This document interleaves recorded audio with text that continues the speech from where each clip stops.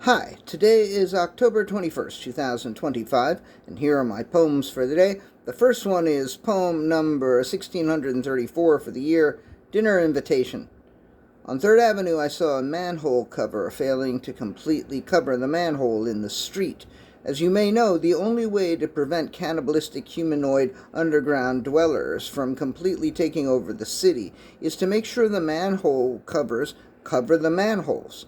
Come nightfall, I won't be surprised if I hear the sound of C.H.U.D.s chomping and munching and crunching and swallowing and digesting human beings. It won't be my fault. I tried to put the manhole in its proper place. Manhole cover in its proper place, but it was too fucking heavy. I had to walk away and leave the manhole as it was, an open invitation to dinner for the C.H.U.D.s. Poem number 1635, Criminal. He slipped on the negligee and placed a cigarette in a long cigarette holder, and he lay supinely on the settee and waited for the woman to arrive.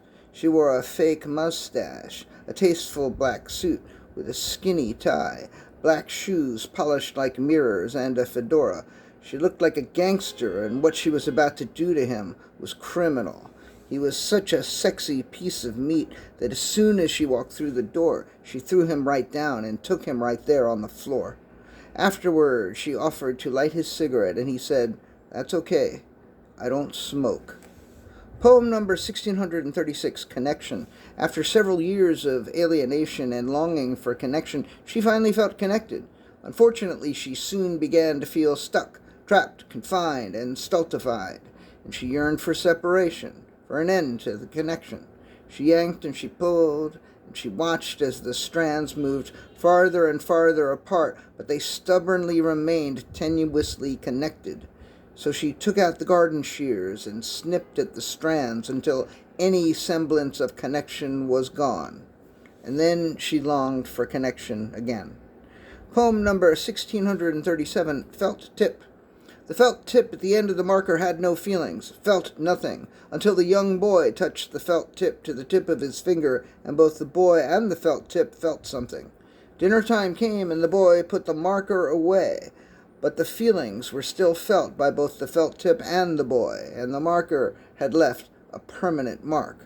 And the last poem of the day, poem number 1638, The Lollipop. The lollipop longed to be licked, but it was so delicious that anyone who might have longed to lick the lollipop might have also been concerned that the lollipop would be so delicious that they would immediately and completely consume it. The lollipop was concerned too, but less so. It so longed to be licked that the risk of total annihilation seemed well worth taking. But no one licked the lollipop, and the lollipop remains unlicked. Will you lick the lollipop? I promise you, it's delicious, and it really doesn't mind if you consume it completely. Come on, touch your tongue to it and see what happens. Fuck around and find out what happens with the lollipop. All right, that's it. Thank you. I appreciate you.